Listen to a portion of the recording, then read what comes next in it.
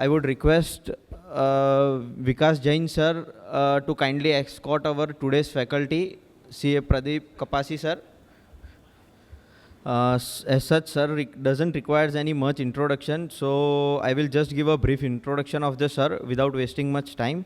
CA Pradip Kapasi sir is a chartered accountant and a law graduate from Government Law College, and he leads the chartered accountancy firm Pradip Kapasi and Company. Sir is past president of the Bombay Chartered Accountants Society and the Chamber of Tax Consultants. He has authored many professional books and which has a long list of titles. Sir is also on the editorial board of the Chartered Accountants General of ICAI, the Chambers General, and discharge editorial functions for All India Federation Tax Practice Generals for tax professionals. Sir has addressed conferences, seminars, and for tax professionals, tax officials, and trade associations across the country on the subjects of direct tax law. I would request CA Vikas Jain sir to kindly felicitate our today's faculty with a memento.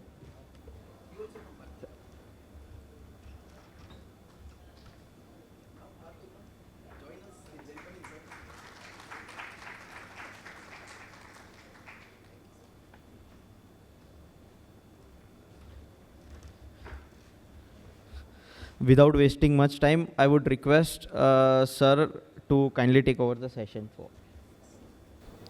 Good afternoon to all of you. Vikas, Parth, my seniors, ladies and gentlemen. It's my pleasure to stand before you and discuss some of the intricate issues relating to the real estate taxation. What I have done is that I have shortlisted 8 issues. There are huge number of issues, but I thought that there are 8 issues which perhaps have to be brought to your attention. Maybe something I will take from you, say in relation to whether I'm right or wrong otherwise. These issues, what we would do is that I would presume, considering the time constraint and otherwise also, that you have the basic understanding of the issues which we are going to discuss. So it would help me to, say straight away, jump to the issues, present the issues, and trust me that there are huge number of issues, say most of you could be conversant with them, but these issues might have different views also. So therefore, let me present them before you. This is the synopsis of what we are going to discuss. As I said, there are about 8 issues which we would. I've been told by Vikas that we would try to see that, that you have been, served with the lunch at the time which is otherwise scheduled. So that I would not like to stand before that. There is a small selfish interest also. So I am scheduled to travel from here to Baroda. So I would also like to move out in time. So let's see that, that we keep some time for question answers if time permitting. Otherwise we would jump. The first issue which we would highlight and discuss is about there is a provision which is parallelly moving in 43 CA, 50 C and 56 to 10. This provision is about, say, valuing the agreement of real estate transactions at a value which is stamp duty value. And it is applicable to all assesses. It is applicable to all assesses. The relevant years are transfers in respect of 43 CA and 50 C, but in respect of 56 to 10, the relevant taxable event is the receipt of a land and building. The point of taxation in all cases is the year of transfer as far as 2 cases are concerned, and the year of receipt as far as 56 to 10 is concerned. What is important here is what is the trigger point, and the trigger point in all 3 cases is that when the consideration which is moving from a buyer to a seller is found to be less than the stamp duty value, then this is the time when the provisions are triggered. So we would keep that in mind. The objective all along in implementation of these provisions would be to see that the values are synchronized. Whatever is your agreement value, it is either matching the stamp duty value or it is within the tolerance band of 10% in all three cases, which we would keep in mind. The tolerance band is differently defined in these provisions. In one case, in two cases, it is 110%. In another case, it is 10% of the consideration. But the true meaning of the same would be that if effectively it means that if your consideration is 100 and if the stamp duty value is 110, up to that you are in the safe zone. Outside of that, outside of that you would cross the safe harbor limits, and it is here that you should be little concerned. There had been in the COVID-19 years, there had been a relaxation in the context of 433CA and 56210, but not in the context of 50C, which permitted you to extend this tolerance band from a limit of 10% to 20%, which is now not very relevant, but those of you who are in appeal, this would be something which would be helpful to you. But this comes with certain prescriptions. It is conditional. So if you satisfy the conditions, like it is for residential unit, it is for a value which is less than 2 crores, you are welcome to get into the window of this 20%, which is provided by 43CA, but is equally applicable to 56-10 also. What's important here is that, a relaxation is sought to be given that if your date of agreement is not matching with the date when you lodge the document, that is agreement for registration, then in such an event, subject to certain conditions to be satisfied, you are permitted to take a value which was prevailing on the date of agreement. In some simple words is that if you have executed an agreement in the year 2023 and you are registering that agreement in the year 2024, and in between there is a substantial difference between the stamp duty values prevailing on two different dates, then in that case, subject to satisfaction of some conditions, which most of you would be aware of, is that you are permitted to take the stamp duty value which is prevailing on the date of agreement. So this is a benevolent provision, and please try to make the most of it. One more point which is common in all these three provisions is about, about making a reference to a departmental valuation officer. So it is not that, whatever is the stamp duty value is written in stone. It's not frozen over. So what is important here is if you find that there is a difference and the difference is beyond the 10% tolerance band limit, then in that case, if you do not like the difference, then you have a right to request the AO to make a reference to the departmental valuation officer. And if you explain to him the reasons behind the difference in valuation, then in such case, perhaps that would be the value which would be adopted for the purposes of assessment. We'll now jump to the issues. So therefore, the first issue which one has taken up for consideration is that in all the three provisions, whether it is 43CA, whether it is 50C or 56-10, they apply only in cases where there is a transfer of land or building or both. Transfer of land or building or both. The issue which therefore arises for consideration is that what is meant by land and building. Most of the cases which you would come across in our day-to-day practice are not the cases of transfer of land simpliciter. What generally is transferred is a development right is given, or a property which is yet under construction is being acquired, or a tenancy right is being acquired, or the leasehold rights are being conferred. In all such cases, the issue arises for our limited consideration is that whether the term land or building or both are so wider and the scope extends to cover even interest in right and in land and building. All these examples which I gave you are the cases of right in land and building, and they are not necessarily the land itself. They are not necessarily the building itself. So when such an agreement happens, the issue which is normally considered is that whether you are hit by the provisions of 50C, 43CA or 56(2)(10). So we have different issues here, and different courts have held differently. In some cases there are conflicts, so my job here would be limited to bringing it to your attention that tenancy rights are widely considered without dissent to be the cases not covered by the provisions of stamp duty valuations. So when a tenancy right is being transferred, in such cases, these provisions could be understood to have no application in relation to tenancy, transfer of tenancy rights, or even receipt of tenancy rights. The second is in relation to a building which is which is owned by a member of a society. Now what happens is that, in most of these cooperative housing society, all of us are members of the society. But in principle, if you would see, barring the landowners society, you do not own either the land nor the building. In many of the cases, you do not even enjoy the undivided right in the land underneath the building. But by virtue of you being a shareholder, you are loosely called owner of the premises. But in effect, what you have is the right of occupation or possession. So in such cases, there is a possibility of taking a view, and most of these cases are governed, cases relate to transfer of ownership rights, by a member to another incoming member.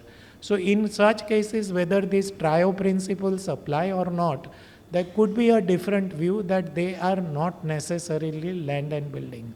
Initially, 20 years back when these provisions were introduced, one had a very different view, and one thought that, that these provisions are intended to apply to all kinds of immobile properties. Immobile property is a terminology which is wider than the land and building, because it also includes in its scope the interest in or a right in a land and building. But after the law, the way law has developed in the last 20 years, there is at least an inclination to examine this. This is an open-ended question on which the courts have not yet decided about the application of these particular provisions. In most of the cases where the issues have been examined, they are examined with a different understanding, and this particular issue has not been examined about the right of a membership. So I would, for my limited purpose, keep this open and leave it to your wisdom. But there is a possibility. I would never suggest a view whereunder if you are in a planning stage, so therefore take a very aggressive view. I never, we are very conservative people. So I would suggest that, but in a case where you are hit by provision, one of these provisions by the assessing officer, there is a possible window open to you for defending your case, even in respect of the membership of a cooperative society. The next is development rights. It's here that there is a fierce battle. The House is divided. On one side, we have decisions which have taken a view that 50C is applicable, and on another side, there is a view that 50C is not applicable. We'll examine this a little later on in a little detail. What I mean by detail is we will devote 2 minutes instead of half a minute, because we have a lot of things to consume. The next is agreement for sale. Your Ahmedabad tribunal is clear that an agreement for sale in relation to a house which is under construction, the provisions of 43CA or 50C are not applicable. And if that is so, the same story would apply to 56(2)(10) also. Leasehold rights, again, there is the houses divided. There are high courts which are divided on this issue. We will examine this a little later on. Undivided interest, I would believe that it would be covered, for the reason that as long as it is interest in a land and building, which is different than the right in a land and building, then in that case, if you are a co-owner, even though it is undivided right, then a part would include whole. And on that understanding, one would take a view that it would be applicable. These provisions would be applicable. Again, on this reinvestment, now this is a wonderful story. Now most of you are conversant with you, is that You transfer the premises, you make a handsome profit of say about 2 crores of rupees. There's a capital gain of 2 crores of rupees, and the consideration which you have received is say about 4 crores of rupees. Now you wish to claim either 54 or 54F benefit, and in such cases, if the stamp duty value happens to be 5 crores of rupees, that what is the amount which you are required to reinvest for the purposes of claiming benefit of 54, 54F or 54EC also. So this is a question on which once again here the house is divided, is that a clear distinction is sought to be made here, is that on one side, if you all would carefully look into it, for the purposes of section 54, what is required to be reinvested is the capital gains, not the net consideration. But for the purposes of 54F, what is required to be reinvested is net consideration. Now when you compute the capital gains, you will take into account the provisions of 50C. So in computing the capital gains under section 48, you will substitute the full value of consideration with the stamp duty value. That's the way it is defined, and most of you would be conversant with it. Now in such case, at the bottom of the computation, if you arrive at a capital gain of 3 crores instead of the book capital gain of 2 crores of rupees, then the issue here would be that should you reinvest 3 crores or 2 crores of rupees. The view appears to be, to me, is on a interpretational language, is that you will have to reinvest capital gains as far as section 54 is concerned. So for the purposes of obtaining the benefit of section 54, it would be necessary for you to reinvest 3 crores of rupees by taking into consideration the stamp duty valuation. But when it comes to 54F, there could be a different window or a view possible. The reason is here you are required to reinvest net consideration. And fortunately for all of us is that net consideration is defined within the 4 corners of 54F to mean the consideration which is received under the agreement of transfer, less expenses incurred for the purposes of transfer. So if that is what is net consideration which is defined, then in that case the view which is emerging out is that in such cases of 54F, it would not be necessary to substitute the stamp duty value for the purposes of claiming the benefit of 54F. If you have reinvested fully the net consideration, then independent of 48 and 50C, there is a good possibility, and that is a view I subscribe to, is that you perhaps would not be bothered by the provisions of 50C. This would be possible provided you have invested the entire net consideration in acquiring another residential premises. But if it is not so, then in that case, there could be a trouble. If there is a partial net consideration, then you might have to get into the arithmetical formula, and that will give you a little different results. Please try to look into this.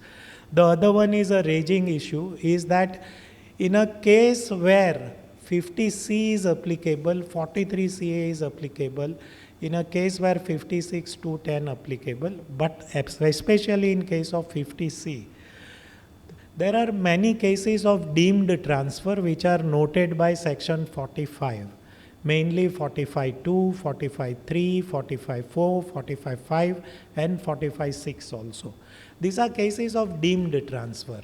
Now these provisions, this one which I listed, they provide also the computation mechanism for computing what should be your capital gain, or what should be your full value of consideration, or what should be the cost also. So in such cases, the issue arises that when there is a specific mandate given in a specific section which is applicable to a specific act, should you import necessarily the general provisions of section 50C is again an issue which we will discuss a little later on in a little detail. But it is an issue on which once again division of opinions are there. The usual thing which we have to keep in mind is that the moment AO feels that yes, that there is a difference between the stamp duty value and the agreement value, is he not duty bound to inform you? Now this is academic for the reason that after introduction of 144B, now it is necessary for an AO to serve you with a show cause notice explaining that he seeks to make amendments and variations to the income which is returned.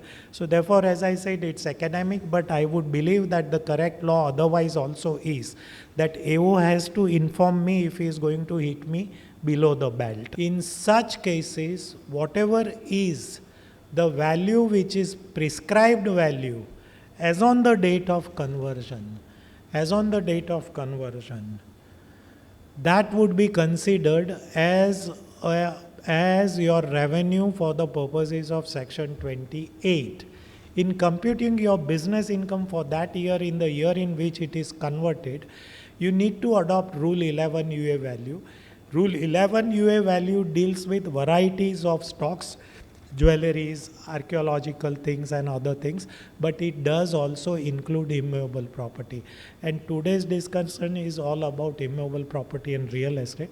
So we will examine this in the context of real estate is that this value of stock in trade which is now being held as capital asset, if it is the stamp duty value, that is what is 11 UA provides, then it is at that value which will become your revenue, or it perhaps may become your profits and gains of business.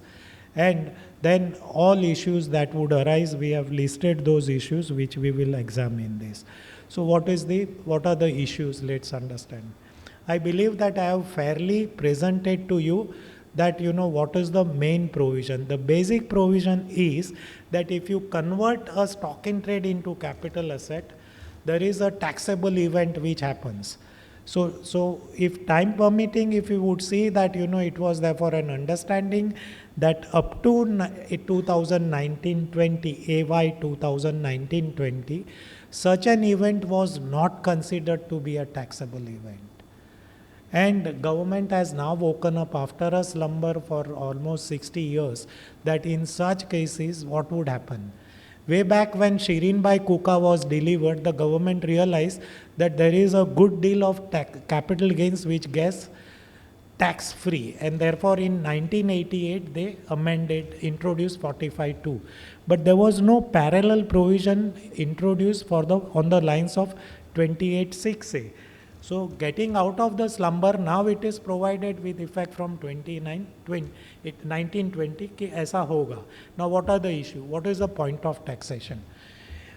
That and how do I determine my income? Traditionally, a business income happens in a normal case on accrual. An income has to accrue. And that accrual has to be determined with reference to my method of accounting, which is defined by section 145. Now, in such cases, when 28(6)(a) is applicable, it's shamelessly provided that all this is not relevant at all. It simply says that 28(6)(a) will apply in the year of conversion. So, method is not relevant. There is no accrual, but it still wants to recognize you as a revenue. So, point of taxation, the way I read the law, is the year of conversion itself. That itself is a taxable event. We will keep it in mind. Then 45(2) has been graceful enough, way back from in 1988 onwards, is that it would say that yes, a taxable event happens, but the chargeability to tax would be in the year in which it is transferred or sold, isn't it, right? So it's graceful enough that as and when I make money, I will have some money to pay by way of taxes. But this is not so in 28(6)(a). 28(6)(a) says that I am not differing. It is aware of a provision which is a noble provision or a salient provision like 45(2), but it doesn't do so. It would introduce you or hit you by a taxable event in that very year, and therefore a time would arise for payment. At least there is no provision for deferment of taxes. And trust me, no court is going to rescue you unless the board itself comes to your rescue. So that is not the case. So further to this is no provision to defer the charge to the year of sale, which I have discussed with you. No express provision for deduction. Now this is criminal. See, what happens is that you provide a mechanism whereunder you want to tax me on a fantastic value at a time when the only act which I have done is just converting it. I have not realized any profit. I do not even know when I would realize the profit. I do not even know that whether I might make losses or not. Now at that point of a time, if you want to tax me, say, I'll give you an example that I have, I am holding a stock in trade whose cost or market value is 50 lakhs of rupees. The lower of it is, that is our accountancy, which our institute has taught us, and the Supreme Court has confirmed it. Now this 50 lakhs rupees, when I am converting to capital asset, it is 2 crores of rupees. If the taxable event has happened in this year, then I would be taxed on a business income of 2 crores or 1.50 crores is a question which I am presenting to you. Now 45(2) provides that, for the purposes of section 48, the value which would be taken would be for fair market value and the cost of acquisition would be deducted. So these are all decent provisions, and and there is a man-to-man fight. But here it is not a man-to-man fight. Here is somebody is trying to hit you below the belt. The government was told in no terms that make an express provision for allowing me the deduction of the cost of stock, which is as per my books of account. But no such amendment has been made. And this is not something which is figment of my imagination. The profession largely also is scared of this provision and is of a view that some other view is possible, and is surely of a view that assessing officer kuch bhi kar sakta hai. So therefore in such cases that that the only option which I am presenting to you is for your consideration is that how would I compute my income under section 28(6)(a). To give effect is that in the year of conversion, I will credit the revenue, that is sale proceeds, with an amount which is representing the stamp duty value or 11 UA value. Now, if it is part of my computation of profit and loss account, then on the debit side, there is a carrying cost of the stock. So if I match them, what my profit would be 1.50 crores, and it is 1.50 crores which alone should be taxed under the head this is. I have no doubts that courts will support what I am saying is, but there is a long innings, all of us are due for that. The next is that, there is no express provision. There is no express provision which is not there in 45(2) also for stock in trade. Here what is happening is that now I have converted into capital asset whose now value is 2 crores of rupees. Now when I transfer this capital asset at later point of time, say 2026, 2-3 questions arise whether that would be a long-term capital asset or not. If so, whether there would be an indexation possible or not. And the third question, which is the uppermost in my mind, is that in such cases, what would be my cost of acquisition? Should it be 50 lakhs or should it be 2 crores of rupees? Morally, ethically, it should be 2 crores of rupees. But there is no specific provision in law to permit me the deduction under section 48 because 48 talks of cost of acquisition. And cost of acquisition, all of us have learnt, is a historical cost of acquisition, unless it is allowed to be substituted, which it is not. So these are green provisions, new provisions. I have no finality, I have no wisdom about it, I am just sharing my thoughts with you. Some of you might really not agree with my thoughts, but it's my job to present it to you. That some different view is possible. I'll be too happy, and I believe that yes, that at the end when it is being practiced, there is no controversy. But the way we are trained is that we really face such controversies in a regular years of practice. Computation of capital gains, as I said, this is going to be the challenge. Accounting treatment is also an issue. that how do I account for such conversion in my books of account?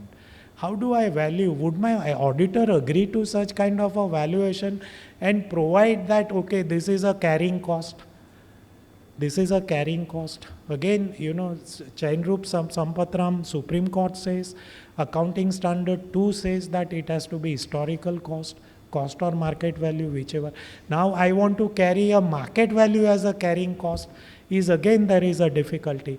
The finance suppliers also would look at me with a skeptical this thing. मैं एक दिन 10 करोड़ का value कर दूंगा, and then I will go to a bank and say that lend me 8 crores of rupees. There could be challenges about it. It's not realized profit, it's not even as per accounting principles also. But be that it is.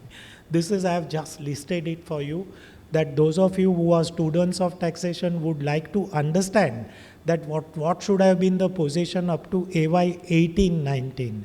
It's flowing right from House of Lords, traveling to Calcutta High Court, and before that there is a Supreme Court decision.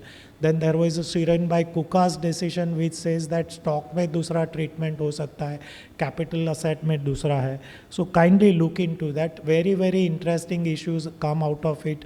What is the period of indexation? What is the period of holding?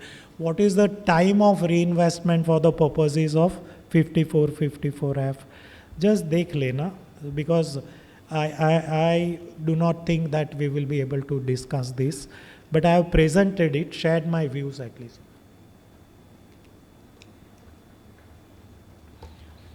Whenever we need to, I am moving in my own speed. Yeah, so you can tell me 10-15 minutes before that is, yes, yeah. I have one principle, I will just present it before you, is that, that when we discuss things, either as a speaker or as participant, I believe that, that whatever we discuss, let's conclude it in a rounded fashion. It may not be possible, we have started our journey to cover 8 issues. It may not be possible to cover all of them, but whatever we cover, let us do it in a manner which is exhaustive. If you agree with this, you perhaps, I'm comfortable. If you do not, I will accelerate my pace and then accordingly present the issues before you. This is 45.2. This is on this slide, the only important issue is that in the event on the date of conversion, if you are in a position to park your funds in the bonds or in some other investment, then the date of transfer would be considered for the purposes of making reinvestment, and these 2 circulars are permitting you to do so. Though the year of chargeability of tax is deferred to the year of transfer or sale of that asset. So kindly look into these 2 circulars, which are beneficial circulars. What would be the event of transfer? The tax for the purposes of section 45(2) is the year of chargeability, in the year in which you are transferring the asset, sale karte ho, in that year. So whether this would be considered as sale for the purposes of activating the taxability. The first one is a Mumbai tribunal decision. It is an old decision wherein a person who was holding a land as the capital asset had converted into stock in trade, started developing it and started selling it in parts of the building under construction. When it came to payment of taxes on the lines of 45(2), that is capital gains tax, the assessee canvassed a view that I have not yet sold the property. What I have converted is still under construction, and only when I convey the property together with the building which I have constructed, that would arise a liability under 45(2). The Mumbai tribunal says no, that would not be the case.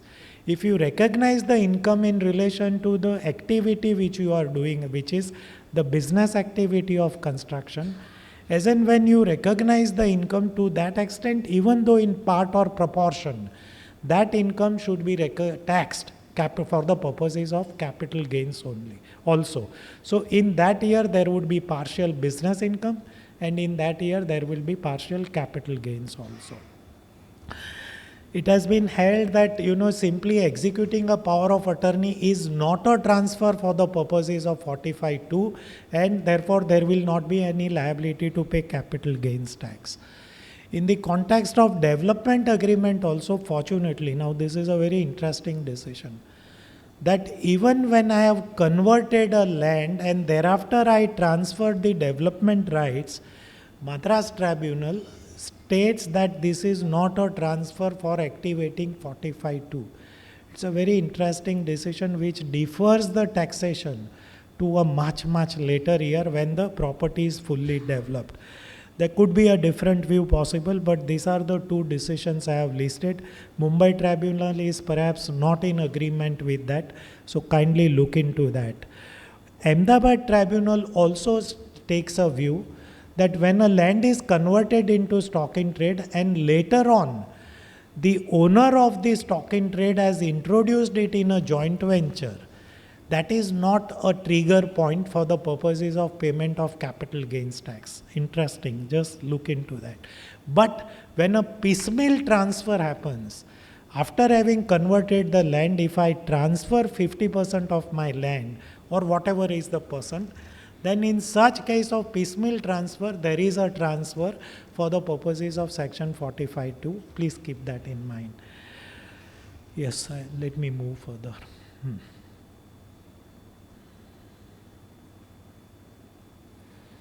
This we can skip. Yes. Yes, that the view which we promise that later on we will discuss is, we'll spend 2 minutes on this, is that when 45(2) happens, I have converted my land from capital asset to stock in trade, and I have placed a value. I have put a value of say 2 crores of rupees, and the stamp duty value is 3 crores of rupees. In such cases, can the government bring in the provisions of 50C simultaneously applicable?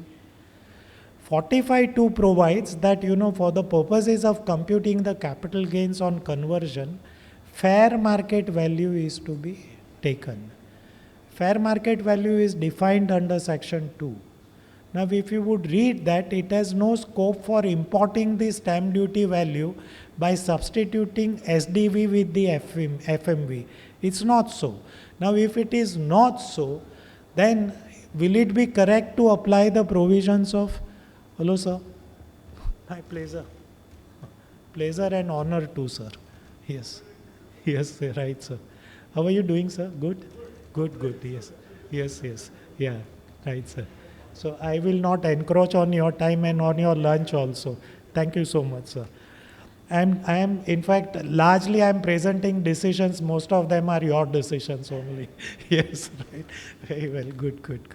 Yes. So I am on a point that, whether the parallel provisions of 45(2) and 50C can apply or not. So way back, Lucknow Tribunal in Carlton Hotels took a stand that both can hit you, and 50C should surely apply in cases of conversion. It travelled to Allahabad High Court, and Allahabad High Court, without disturbing the ratio of this part of the decision, held in favor of the assessee for a different reason. So there is a position in law that two provisions can apply.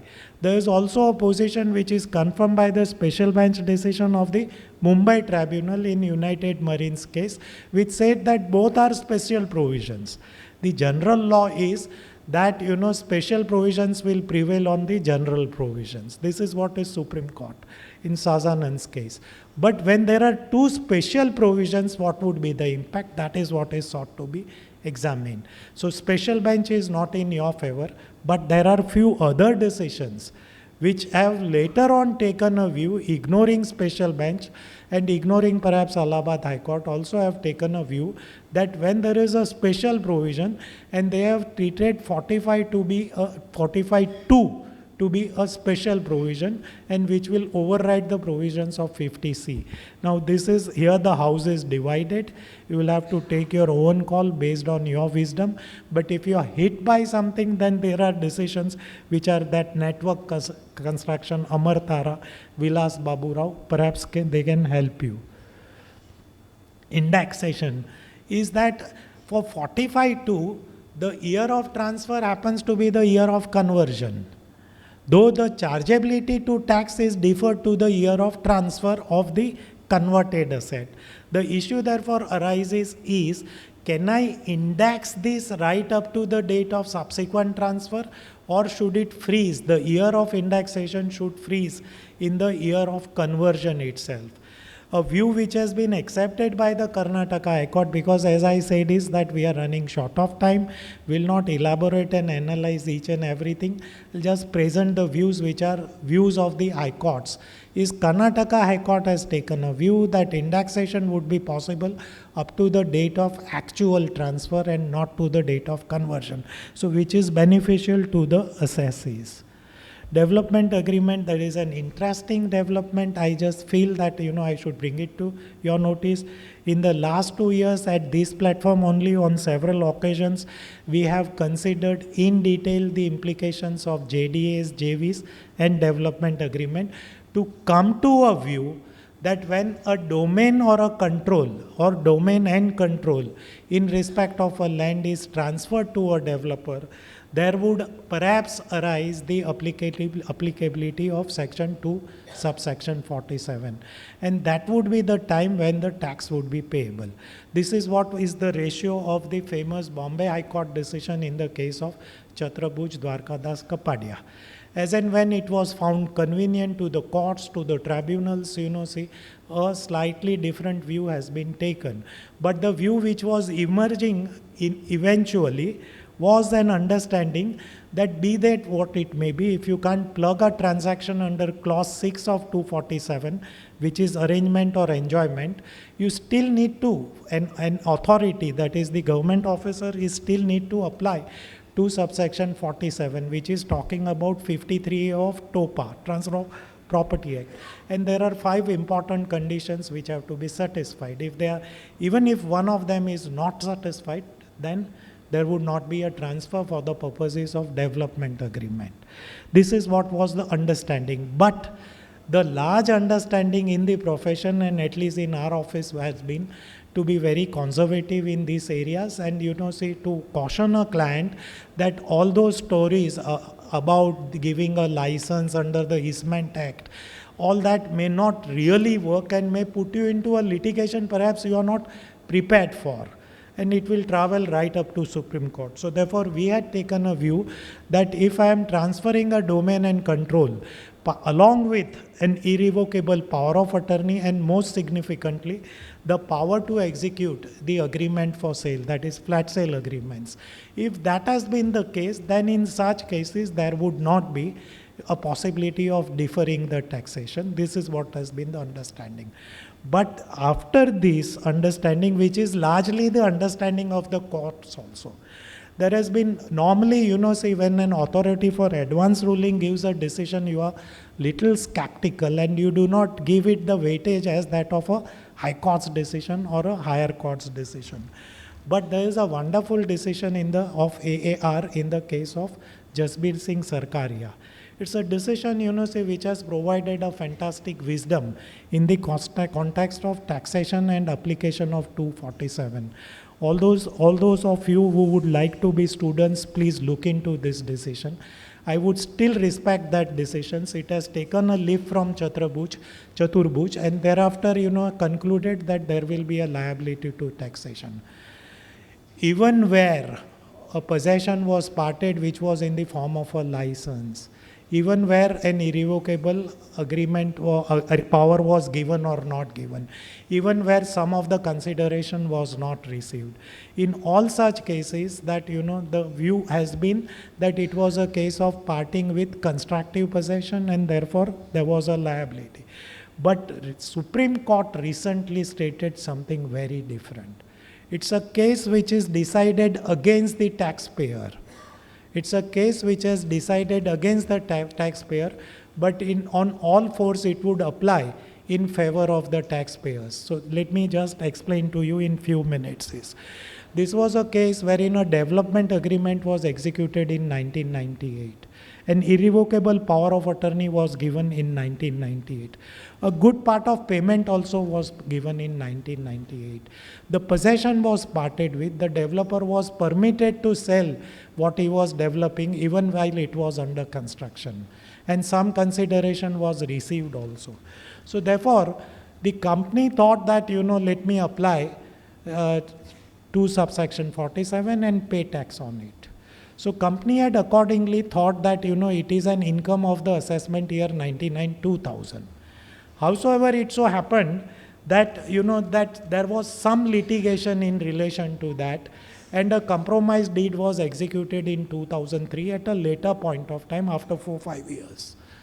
And the assessing officer had a whiff of this compromise deed, and therefore he reopened the assessment for 2004-5 in 2009. He reopened the assessment and brought it to tax. Brought it to tax the entire capital gains in the year 2004-5 instead of 99-2000. See, the then Honorable President of the Tribunal appeared as a senior advocate before the Supreme Court, stating that, my lords, the taxation year should be 99-2000 and not 2004-5, and this entire reopening should be quashed. Now, in between, the story was, the way the journey happened is that the CIT appeal concurred with the assessing officer, Tribunal concurred with the assessing officer, and High Court also concurred with the assessing officer. When the matter came to Supreme Court once again concurred with the High Court. And what are the observations of Supreme Court? They are very relevant. What Supreme Court said is this, that, it is necessary that the possession which was parted with should be the one which should be in part performance of a contract under Transfer of Property Act. The possession which was parted with in year 98-99 was not the one which could satisfy all the conditions of 53A. And one of it was the willingness of the buyer to perform his obligations. So if that was not so, and in the year 99-2000, 53A was not applicable. If that was not so, then in that case, clause 5 was not applicable. It also, though it was not required, it said that in the year 99-2000, even clause 6 also was not applicable. It further went on to state, and this is important, it further went on to state that we are conscious that yes, some possession was given, we are also conscious that power was given, but all that was under a license to enter the premises and the permission to construct the premises thereon. And license, ladies and gentlemen, is the one which is given under the Easements Act. It's the one which is given under the Easements Act and not under the Transfer of Property Act.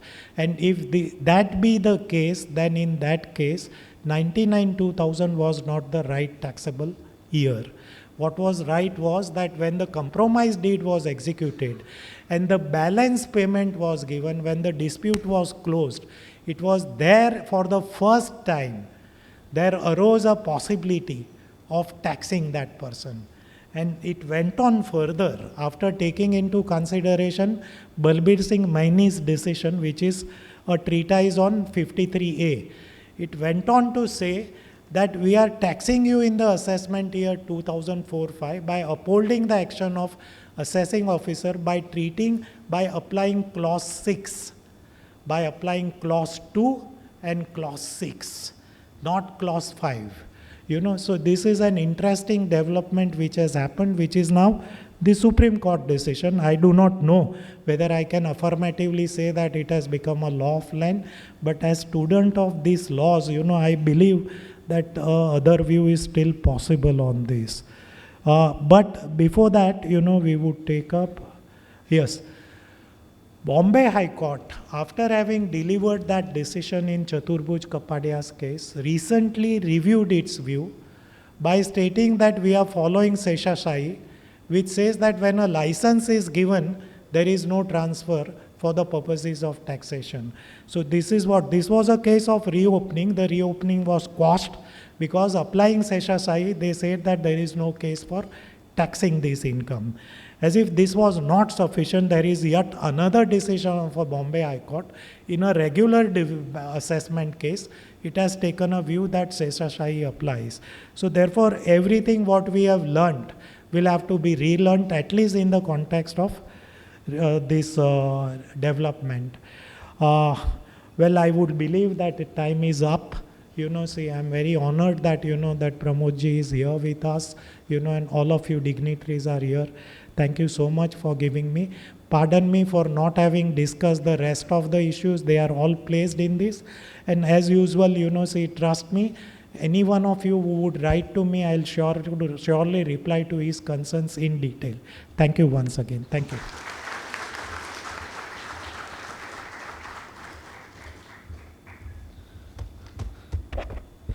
On behalf of ICAI and Ahmedabad branch of WIRC of ICAI, heartily, my sincere gratitude and hearty vote of thanks to Pradip Kapasi sir for informative deliberation and today's insightful session on the taxation of real estate transactions. Today's deliberation will help all the participants to apply their knowledge of real estate transactions in their practice. I am also taking a note of large presence of members and their active participations. We will seek similar support from today's learned speaker in future programs also. Thank you very much, sir.